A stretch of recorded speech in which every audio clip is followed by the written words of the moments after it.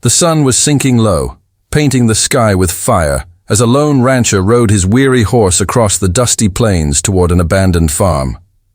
The fences were broken, the barn leaned with age, and silence wrapped the land like a shroud.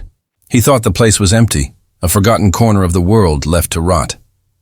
But as his boots hit the ground and his eyes scanned the shadows, movement stirred.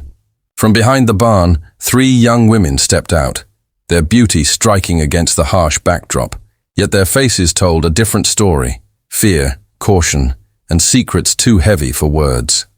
Their eyes darted at every sound of wind and every creak of wood, as if danger lurked nearby, waiting to strike. Who were they? Why were they hiding here? And what terror made them flinch at every whisper of the night? Suspense filled the air instantly. The rancher had spent years drifting from one dusty trail to another, carrying only his saddle and the weight of memories he wished to leave behind. He wasn't looking for gold or glory, only a place where he could finally rest, a corner of land to call his own. When he arrived at the abandoned farm, it looked like time itself had forgotten it. The fences were cracked and leaning, weeds tangled the silent fields, and the barn groaned with every gust of wind. Yet beneath the ruin, he felt something still alive, something worth saving. His sense of solitude shattered when he discovered 3 women living quietly within the worn-out house. They were young and striking, but the fear in their eyes revealed the truth. They had been hiding here, clinging to one another, haunted by the shadow of bandits who prowled the land, waiting for the chance to strike. The women did not trust him at first. Their eyes studied every move he made, as if one wrong step would prove he was no different from the men who haunted their nights. But slowly, through quiet words and steady actions, the rancher showed he was not a threat. Around a flickering fire one evening, the eldest finally spoke, her voice low and trembling, as she told him how their father had once run this farm, strong and proud, until sickness took him and left them alone. Since then, they had been surviving on scraps, hiding from the bandits who rode these lands like wolves waiting for weakness. The rancher listened without interruption, his weathered face reflecting both sympathy and resolve. He promised he would not let harm come to them. And though their doubt lingered, a spark of hope flickered in their eyes for the first time in months. The next morning, he rose early, hammer in hand, repairing fences, patching holes in the barn, and fixing the door that creaked each night like a warning. The women watched from a distance, then slowly joined in, carrying tools, holding nails, even laughing when the hammer slipped and he muttered under his breath. Meals became moments of warmth, their laughter echoing across the empty fields, filling the place with life again. It was in these simple things, the sharing of bread, the sound of laughter, the way their fears softened when he was near, that a bond began to form. Yet beneath the fragile peace, danger stirred. At dusk, the rancher noticed fresh tracks in the dirt, boot prints and horse hooves too close to the farm. He said nothing at first, unwilling to shatter their growing sense of safety, but his hand lingered longer on the grip of his revolver. The bandits were out there watching, waiting for the right moment to strike. Among the 3, one girl caught his gaze more often than the others.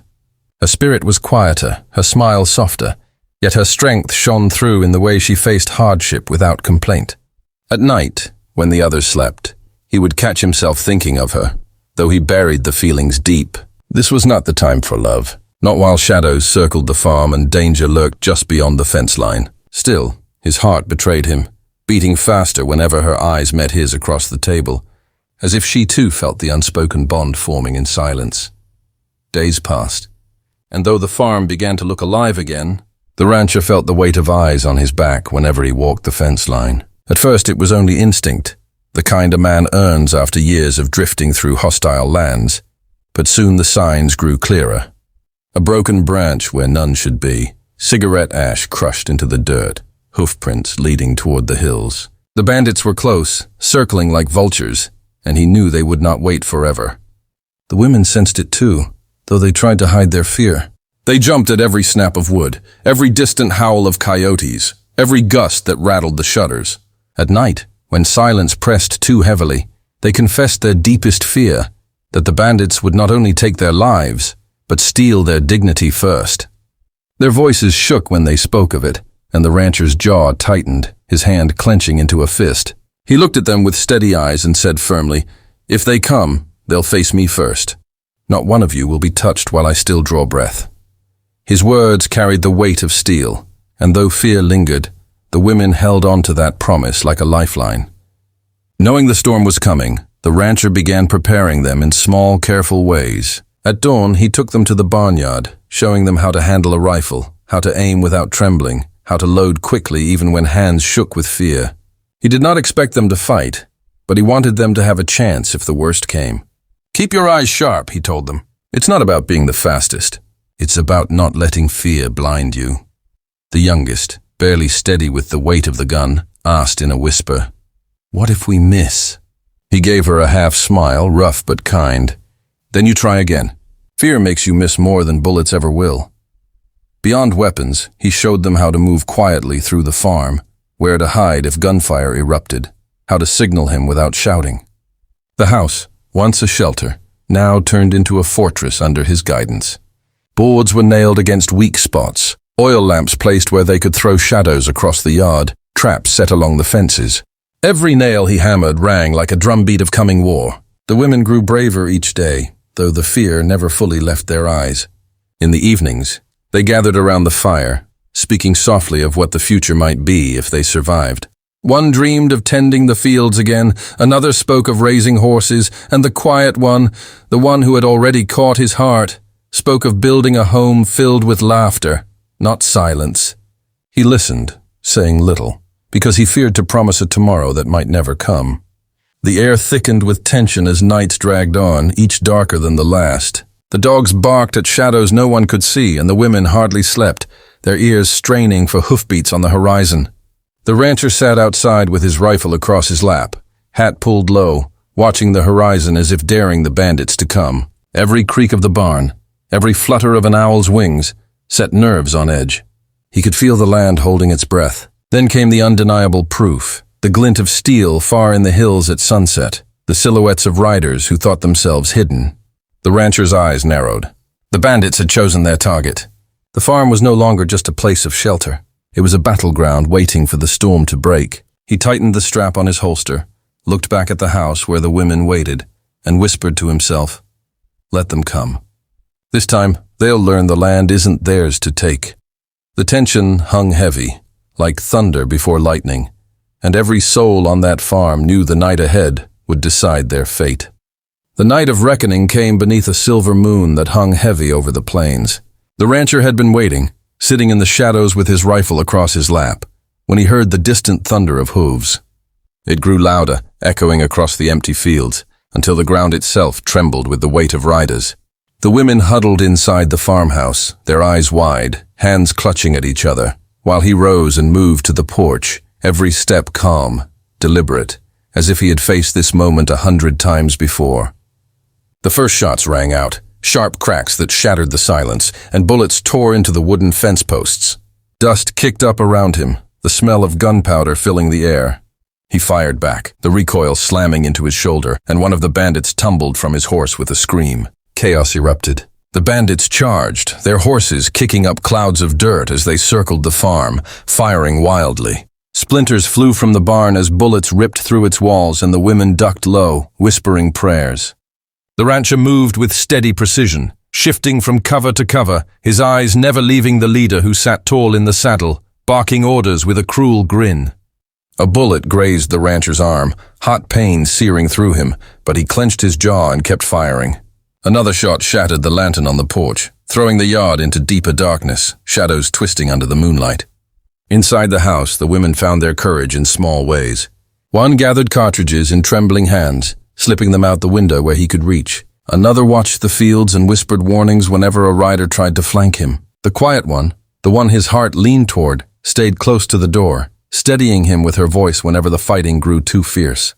"You're not alone," she whispered, and those words cut deeper than any bullet, driving him forward. The fight dragged into a blur of dust and smoke, close calls and narrow escapes. Twice, bullets whistled past his head, close enough to tear his hat. Once, a bandit leapt from his horse and charged with a knife, forcing the rancher into a brutal struggle in the dirt. They rolled, fists and steel clashing, until the rancher wrestled free and slammed the man into the ground. His breath came ragged, but he never faltered. At last the moment came. The bandit leader dismounted, stalking forward with twin revolvers gleaming in the moonlight. His voice carried across the farm, mocking. "You can't save them, Drifter. When you fall, they'll be mine." The rancher stepped into the open, blood on his sleeve, dust clinging to his face, but his eyes burned like fire. He drew his revolver with steady hands and answered coldly, "Not while I'm still breathing." The duel was fast, brutal, and merciless. The leader fired first, bullets slicing through the air, but the rancher dove to one side, rolling in the dirt, and fired back. Sparks flew as rounds struck wood and metal. The women held their breath, every heartbeat stretching into eternity. At last, with one final shot, the leader staggered, his weapon falling from his grip. He collapsed into the dust. His reign of terror ended in silence. The surviving bandits, seeing their leader dead, fled into the night, their hooves fading into nothing. Silence fell over the farm, broken only by the ragged breaths of the rancher. Slowly he lowered his gun, his eyes scanning the yard for any sign of danger, but the fight was over. The women rushed out, tears streaming, voices trembling with relief. One pressed cloth to his wounded arm, another clung to him, whispering thanks, while the quiet one looked at him with eyes that spoke more than words ever could. They were safe, their honor untouched, their lives preserved. The farm, once a place of fear, now stood as a sanctuary reclaimed by courage. The rancher, battered but unbroken, had faced the storm and stood tall. Beneath the pale light of the moon, with the dust settling around them, they all knew the battle was won, and their dignity had been protected against the darkness that sought to steal it. Dawn broke gently over the plains, turning the sky gold as the first rays of sunlight spilled across the battered farm. The fences, though scarred by bullets, still stood, and the house that once echoed with silence now carried the sounds of laughter and life. The women, safe at last, walked the fields without fear, their steps lighter, their voices brighter, as if the weight of months had been lifted from their shoulders. The rancher, though tired and wounded, stood watching them with quiet pride, knowing the place was no longer abandoned, but reborn through their courage and his promise. In the days that followed, they repaired what was broken, not only the farm, but their own spirits. It was during one of those evenings, beneath a sky painted with fire and fading light, that he finally spoke the words he had held back. Looking into the eyes of the quiet one, the woman whose presence had steadied him, he confessed his love. Her answer came not in hesitation, but in the warmth of her smile and the certainty in her voice. Weeks later, the farm gathered neighbors and friends for a simple wedding beneath the endless western sky. The land bore witness as vows were spoken, and the rancher realized the truth. He came searching for peace, but found a family, love, and a home worth fighting for.